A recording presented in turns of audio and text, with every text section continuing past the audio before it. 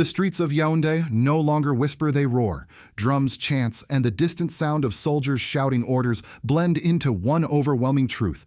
Cameroon is on the edge of something historic. For the first time in over 4 decades, the fear that once ruled the people seems to have shifted back toward the palace itself. On October 28, 2025, images began to flood social media. Young protesters locking arms with men in uniform, soldiers raising their fists instead of their rifles. It's the kind of moment that changes nations, the instant when obedience breaks and conscience takes command. For 43 years, President Paul Biya has ruled Cameroon with the quiet certainty of permanence. 92 years old, frail, but fiercely protected by a circle of elites who have long benefited from his endless reign. Yet tonight, the unthinkable may be happening. What began as civil disobedience after the disputed election results has transformed into what many now call a people's revolution. Reports indicate that sections of the military have refused to carry out orders against protesters. Instead, they have chosen to stand beside them. Across the city's chants of "enough is enough" rise from the crowd. But what does it mean when the military stands with the people, not above them? Is this truly the birth of a new democracy or the prelude to yet another African coup disguised as liberation? History has taught us that revolutions in Africa rarely come without a price. From Madagascar to Sudan, from Mali to Burkina Faso, each uprising carried both hope and heartbreak. Cameroon's moment now stands at that same dangerous crossroad. If this is the dawn of change, will it bring unity or chaos? And what will the world do? Watch, interfere, or remain silent once again? Share this video if you believe Africa's destiny belongs to its people, not its rulers. Subscribe if you stand for truth beyond propaganda. The spark that ignited Cameroon's unrest came just hours after the official announcement of the October 2025 presidential election results. Once again, the National Electoral Commission declared Paul Biya the winner, a man who has ruled since 1982, making him one of the world's longest-serving leaders. Yet this time, something felt different. The streets didn't celebrate. They erupted. From Yaoundé to Douala Bafoussam to Bamenda, crowds poured out by the thousands, waving flags, shouting, "43 years is enough," and holding placards that read, "We voted for change, not for ghosts." What began as peaceful protests, citizens demanding transparency and fair representation, quickly transformed into a national movement. It was not led by politicians, but by young people. Many of them were born decades after Biya first came to power. They grew up hearing the same promises: reform, progress, democracy. None of them arrived. For the youth of Cameroon, this was more than politics. It was about survival. Rising unemployment, economic stagnation, and corruption had left an entire generation without direction. When the election results came out, it felt less like an announcement and more like a theft. Videos shared online showed university students marching side by side with market vendors, teachers, and taxi drivers. Women banged pots and pans from balconies, echoing a single message: Biya must go. But the real turning point came when the military's posture began to shift. In previous uprisings, soldiers were the regime's shield, quick to disperse crowds, enforce curfews, and silence dissent. Yet on October 28th, witnesses began reporting something extraordinary: soldiers refusing to fire on protesters. Instead, they began saluting them. One viral video captured a young officer lowering his rifle and joining the crowd in chant. The clip spread across the continent within hours. To many Cameroonians, it was more than an image, it was a symbol. For the first time, fear was breaking down on both sides.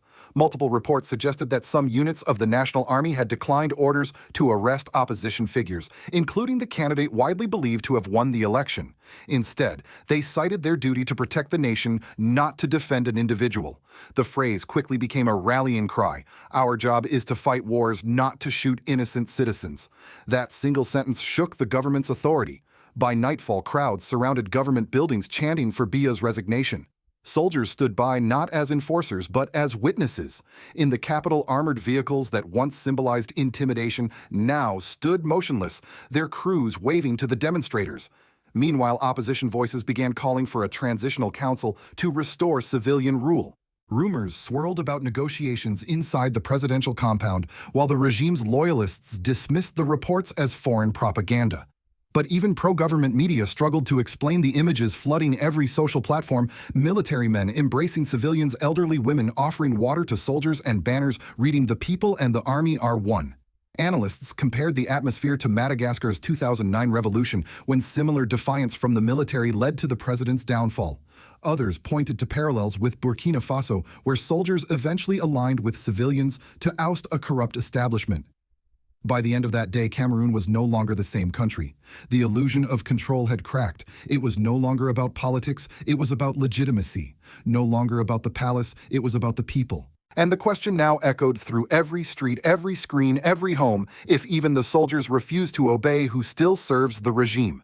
By the evening of October 29th, Cameroon had entered uncharted territory.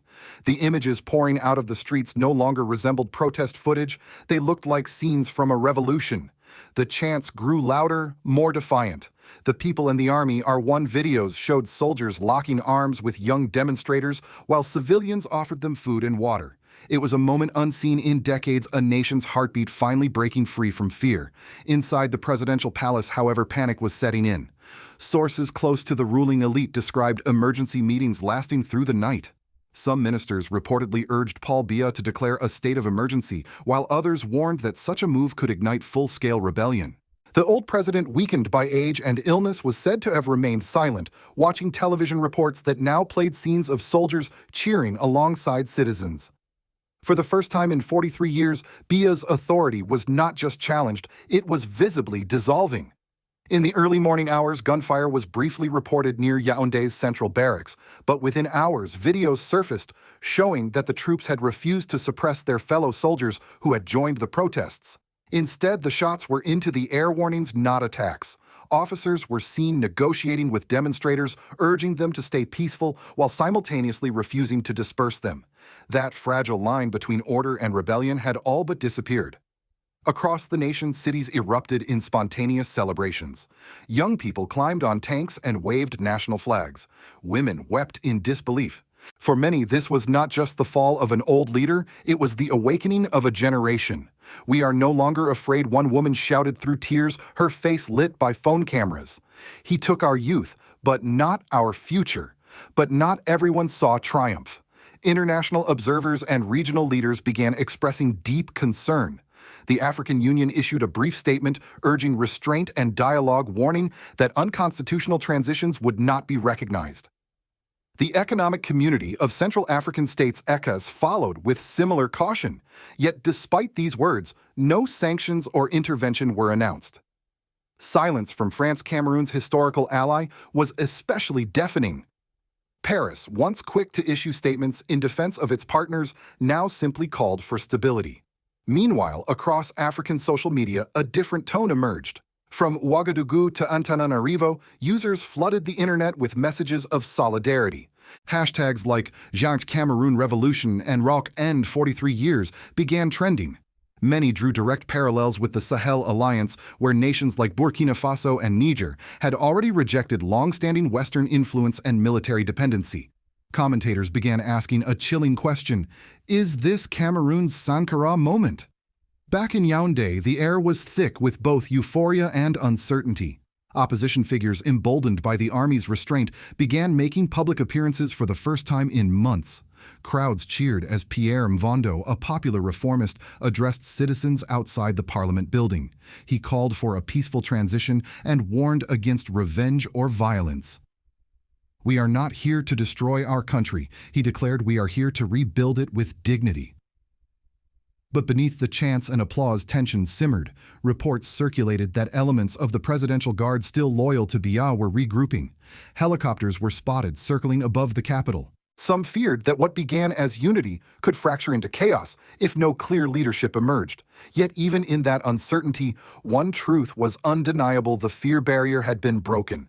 For the first time, citizens looked at their army not as instruments of power, but as protectors of the nation. It was a fragile, unprecedented alliance, one that could either restore hope or unleash disaster. As dawn broke over Yaoundé, one image captured the world's attention: a line of soldiers standing shoulder to shoulder with civilians, both holding the same flag. No slogans, no speeches, just silence and history unfolding. The day after the military's defection, Cameroon awoke to a new kind of silence, an uneasy electric calm. Streets once filled with chants and marching feet now echoed with anticipation. Markets remained closed, schools suspended, and radio stations played patriotic songs instead of government briefings.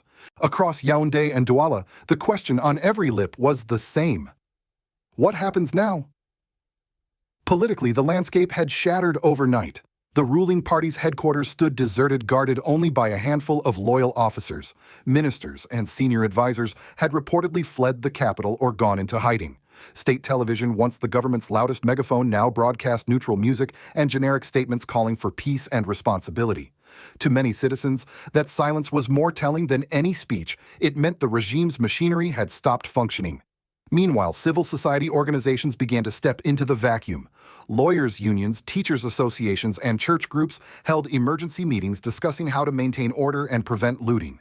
Religious leaders, both Christian and Muslim, jointly called for restraint, urging citizens not to target government workers or property. Their message was clear: this must be a revolution of conscience, not chaos. But not all was calm beneath the surface. In several neighborhoods, clashes broke out between pro-government loyalists and jubilant youth celebrating the army's defection. A few government buildings were set on fire before community elders intervened, forming human chains to protect the remaining infrastructure. The scenes of citizens defending rather than destroying their city struck a deep emotional chord across the continent.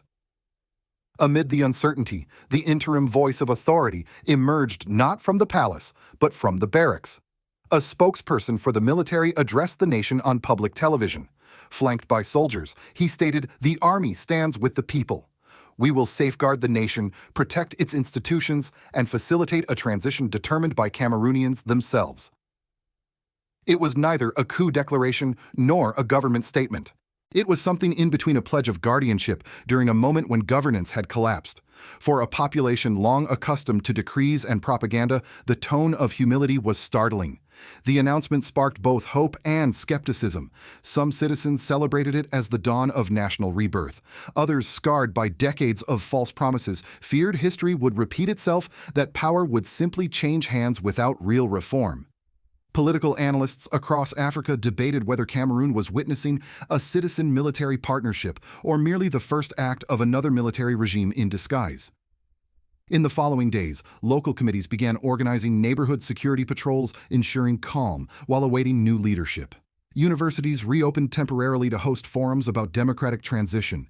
The streets filled with murals painted slogans like "Freedom is responsibility" and "43 years are enough." Internationally, pressure mounted. France called for constitutional order, while the United States expressed concern over reports of instability.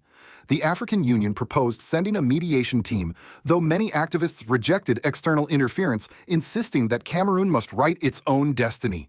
Inside the nation, the shift was deeper than politics, it was psychological. For the first time in living memory, ordinary citizens realized they could shape history.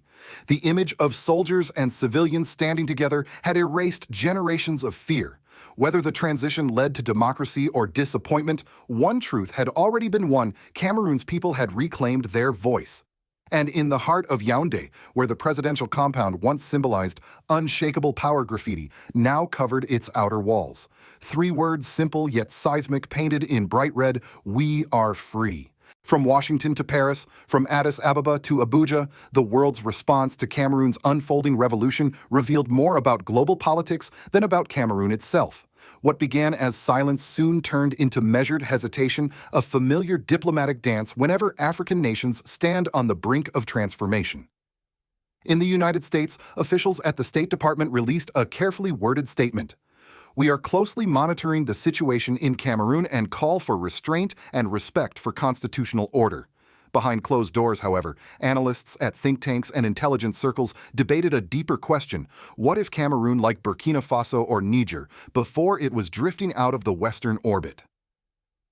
For decades, Cameroon served as a strategic anchor in Central Africa, its ports vital for trade routes, its intelligence apparatus quietly cooperating with Western agencies in regional counterterrorism.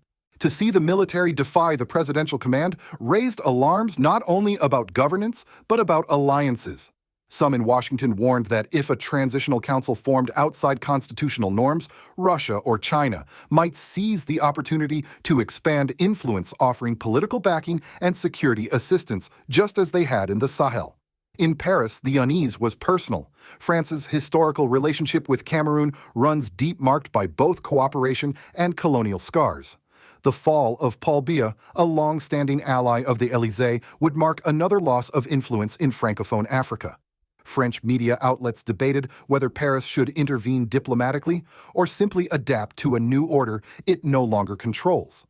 The government's response, though muted, carried undertones of fear. We hope for dialogue, peace, and constitutional continuity.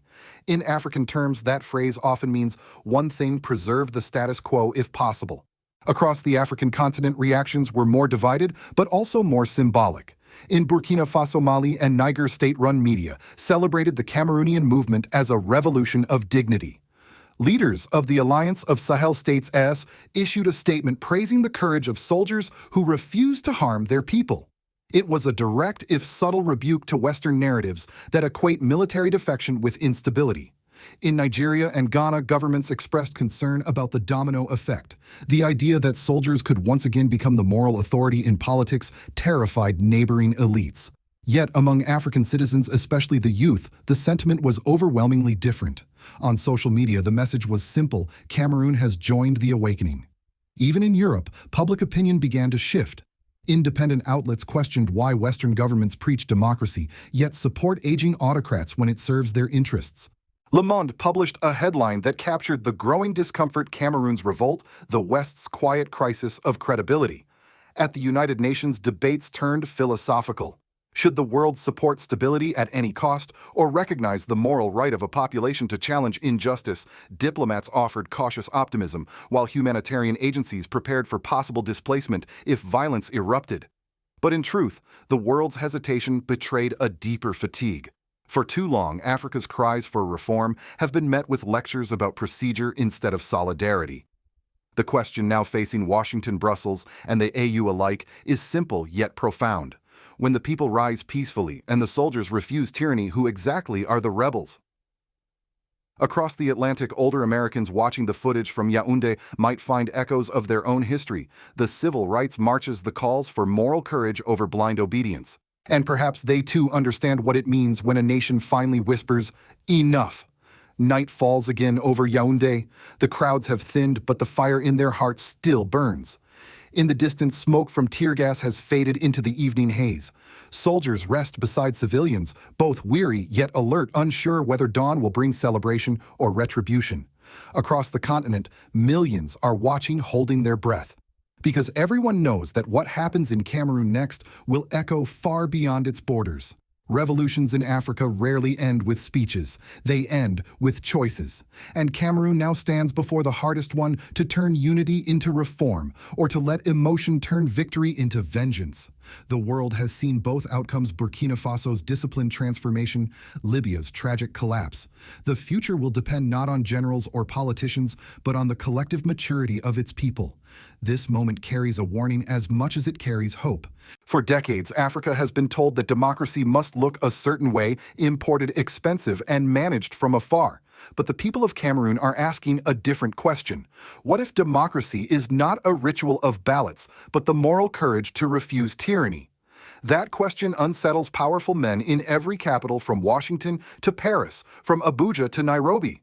Because it suggests something dangerous: that Africans are learning to define freedom on their own terms. Yet with every awakening comes risk. A fragile power vacuum could spiral into chaos if unity dissolves. Old rivalries could be reignited, foreign hands could exploit confusion, and the dream could crumble into another cycle of control. But for the first time in over 4 decades, Cameroonians have reclaimed something priceless: their sense of agency. In that sense, this is no longer just Cameroon's story.